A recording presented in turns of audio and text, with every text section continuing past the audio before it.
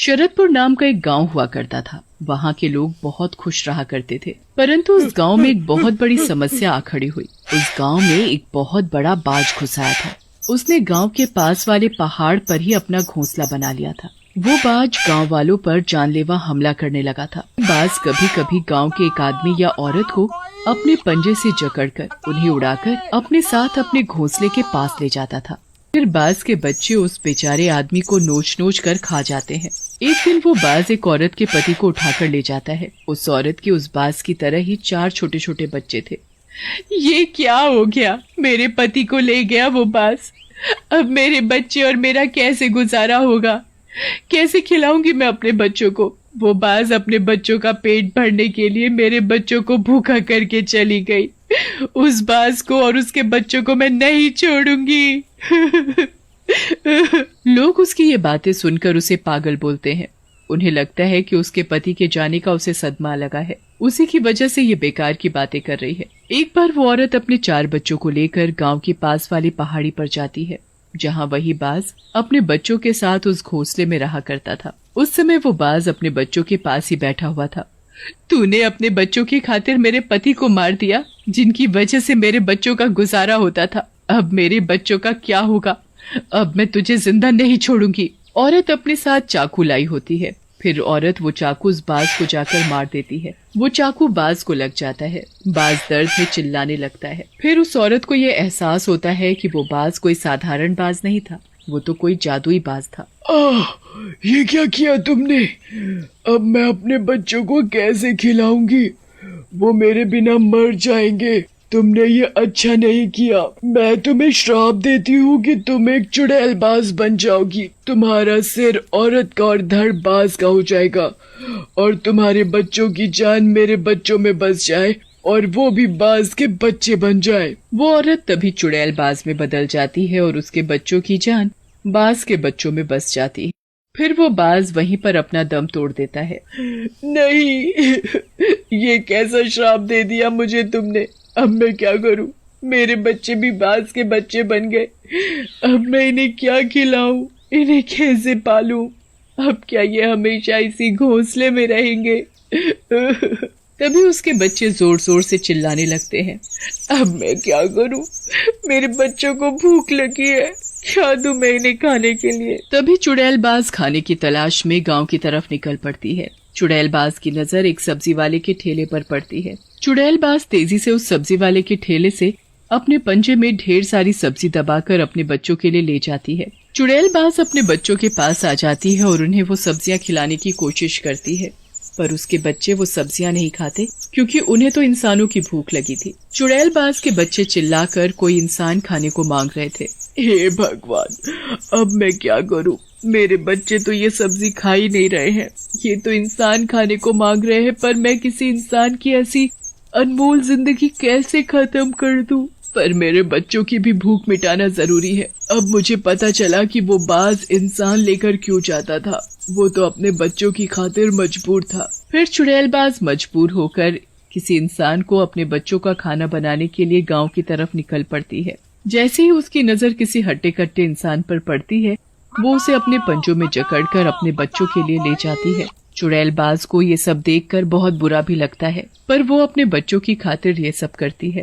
फिर चुड़ैल बाज रोजाना गांव में से 2-3 इंसान को उठाकर ले जाती है। पूरा गांव उस चुड़ैल बाज से डरा हुआ होता है। हर जगह उसी के बारे में चर्चा हो रही होती है। लोग अपने घरों से निकलना बंद कर देते हैं। सारे गांव वाले उसी चुड़ैल बाज के बारे में ही बात कर रहे होते हैं। अरे भाई, तुमने वो चुड़ैल बाज के बारे में सुना? कितनी खतरनाक है वो। किसी भी राह चलते गांव वाले को अपने पंजे में जकड़कर कहीं दूर ले जाती है। और सबसे विचित्र बात तो ये है कि उसका सर एक औरत का है और धड़ एक बाज का। समझ नहीं आता कि वो चुड़ैल है कि बाज। अरे भाई, मैंने सिर्फ सुना नहीं, उसे देखा भी है। मेरे सामने ही किसी हट्टे कट्टे आदमी को अपने पंजे में दबाकर ले जा रही थी। वो बहुत विशाल थी। मैं तो उसे देखकर बहुत डर गया था। पता नहीं ये चुड़ैल बाज की समस्या हमारे गांव से कब जाएगी। हमें जल्द ही गांव के सरपंच को इस बारे में बताना होगा ताकि वो इस समस्या का हल जल्द ही निकाल पाएं। फिर वो दोनों गांव वाले सरपंच के पास ये समस्या लेकर जाते हैं। हाँ, हमने इस समस्या का हल निकाल तो लिया है। जब भी वो चुड़ैल बाज किसी गांव वाले को पकड़ने आएगी, तब हम उसके सामने एक हट्टे कट्टे इंसान का पुतला रख देंगे, जिससे उसे ये लगे कि ये इंसान है। और जब वो उसे पकड़ने आएगी, तब हम उसे एक बड़ी सी रस्सी के जाल में फंसा लेंगे और फिर उसे पत्थर मारकर बोलेंगे कि वो कभी इस गांव में वापस नहीं आए। फिर ये बात सारे गांव वालों को बता दी जाती है। अगले दिन जैसे ही चुड़ैलबाज किसी इंसान को पकड़ने गांव की तरफ आती है, वो उसे ज्यों ही पकड़ने जाती है, सारे गांव वाले उसे रस्सी के बड़े जाल में फंसा लेते हैं और फिर उस चुड़ैलबाज को पत्थर मारने लगते हैं। नहीं नहीं, मुझे मत मारो, मत मारो, मुझे अपने बच्चों के लिए एक इंसान को ले जाने दो, वो भूख के मारे मर जाएंगे, मुझे जाने दो। नहीं, हम तुझे नहीं जाने देंगे, नहीं तो तू और गांव वालों को उठा कर ले जाएगी। हैं, अपने लिए तो तू एक गांव वाले को ले जाती है और उसका पूरा परिवार पीछे पछताता रहता है। मैं तुझे आदेश देता हूँ कि तू कभी इस गांव में वापस नहीं आएगी, और अगर आई तो हम तुझे जिंदा नहीं छोड़ेंगे। तभी सारे गांव वाले पत्थर फेंकना बंद कर देते हैं और उस चुड़ैलबाज के ऊपर से रस्सी का जाल हटा देते हैं और सारे गांव वाले चुड़ैलबाज को उसकी हालत पर छोड़कर अपने अपने घर चले जाते हैं। चुड़ैलबाज पत्थर लगने की वजह से बहुत जख्मी होती है और वो धीरे धीरे अपनी पूरी जान लगाकर गांव के जंगल में चली जाती है और वहाँ एक जगह पेड़ के सहारे बैठकर तेज तेज रोने लगती है। ये क्या हो रहा है मेरे साथ? अब मैं क्या करूं? इतनी बड़ी समस्या आ गई है। अब मैं कहां से अपने बच्चों के लिए खाना लेकर आऊं? इन लोगों ने मुझे इतनी बेरहमी से मारकर भगा दिया। वापस गई तो ये लोग मुझे जान से मार देंगे, फिर मेरे बच्चों का क्या होगा? हे भगवान, कोई तो रास्ता दिखाओ, क्या करूं मैं? तभी उस गांव में एक बड़े तांत्रिक बाबा आ जाते हैं। तांत्रिक बाबा को उस चुड़ैलबाज को रोते देख दया आ जाती है और वो उसके पास जाता है। क्या हुआ? तुम इस तरह जंगल में बैठकर रो क्यों रही हो? तुम्हें कोई मदद चाहिए? चुड़ैलबाज तांत्रिक बाबा को देखकर थोड़ा शांत हो जाती है। उसे थोड़ी उम्मीद हो जाती है कि ये बाबा उसकी मदद जरूर करेंगे। बाबा, मेरी मदद कीजिए, मैं बहुत बड़ी समस्या में आ गई हूँ। फिर चुड़ैलबाज तांत्रिक बाबा को सारी बातें बता देती है। अच्छा, तो तुम्हें उस जादूबाज ने श्राप दिया है। असल में उसे इंसान से बाज मैंने बनाया था। एक दिन जब मैं अपने तंत्र मंत्र पे ध्यान कर रहा था, तब एक प्यासा आदमी चुपके से मेरे लोटे में से पानी पी गया। उस समय मुझे उस पे बहुत क्रोध आया और उसे बाज बना दिया और उसकी जान एक बड़े से अंडे में बस, और मैंने उसके बच्चों को भी बाज के बच्चे बना दिया। फिर मैंने उससे कहा कि जब तुम किसी के साथ अच्छा काम करोगे, तभी मैं तुम्हें इस श्राप से मुक्त होने का रास्ता बताऊंगा। थोड़े दिनों बाद एक बार कुछ डाकू लोग किसी मासूम आदमी को पहाड़ी से नीचे गिरा रहे थे।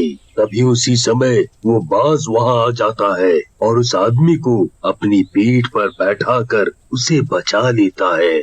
जब वो ये बात बताने मेरे पास आता है, तब मैं उसे एक वरदान देता हूँ कि वो किसी को भी एक बार या तो श्राप दे सकता है या वरदान। बाबा, अब मुझे इस श्राप से मुक्त कौन करेगा? उस जादुई बाज ने तो मेरे बच्चों को भी बाज के बच्चे बना दिया। तुम चिंता मत करो, तुम उस पहाड़ी पर दोबारा जाओ और उस जादुई बाज के घोंसले के नीचे से वो बड़ा अंडा निकाल के फोड़ दो, जिससे तुम्हारा ये श्राप टूट जाएगा। चुड़ैलबाज ऐसा ही करती है और पहाड़ी पर जाकर उस घोंसले के नीचे से उस बड़े से अंडे को निकालकर फोड़ देती है, जिससे वो और उसके बच्चे श्राप मुक्त हो जाते हैं और पहले जैसे ही इंसान बन जाते हैं और फिर वो औरत और उसके बच्चे खुशी खुशी रहने लगे। चंदन नगर के पास एक प्रीतमपुर नाम का गांव था। चंदन नगर से प्रीतमपुर के रास्ते के बीच एक भयानक जंगल पड़ता था, जहाँ पर लोग अक्सर गायब हो जाते थे। गायब होने की घटनाएं अक्सर रात में ही होती थी, इसीलिए रात के वक्त कोई भी चंदन नगर से प्रीतमपुर नहीं जाता था। राजेश चंदन नगर में रहता था। उसके 3 दोस्त थे, जिनका नाम शिल्पा, प्रीति और रोहन था। राजेश ने अपने दोस्तों से कहा, आज मौसम बड़ा सुहावना है, गजब ढा रहा है। क्यों ना आज लॉन्ग ड्राइव पर जाया जाए।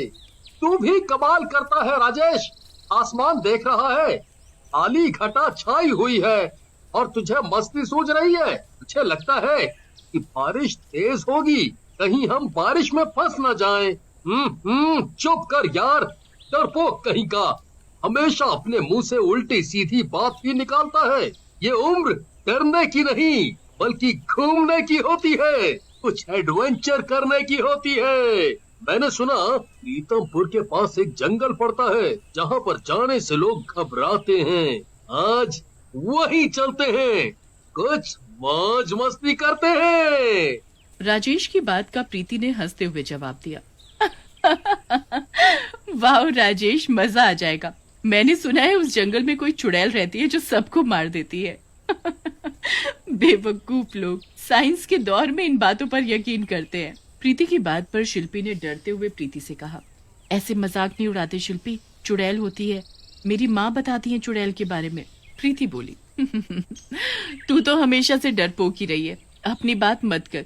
तू तो रात में टॉयलेट के लिए भी अपनी मम्मी को ले जाती है। हाँ।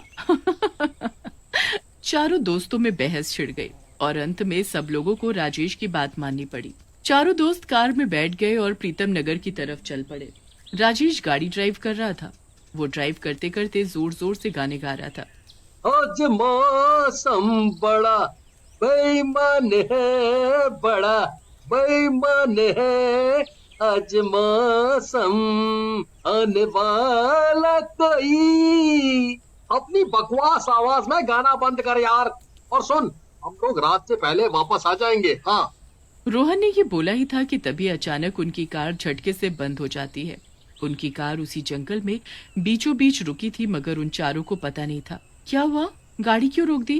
लगता है इंजन गर्म हो गया है। राजेश ने देखा 2 व्यक्ति चलकर उन्हीं के पास आ रहे थे। वो दोनों व्यक्ति उनके पास आकर रुक गए। वो दोनों मनचले युवक प्रीतम नगर के रहने वाले थे।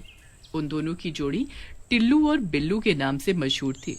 क्या बात है, तुम सब लोग यहाँ क्यों खड़े हो? सब ठीक तो है ना?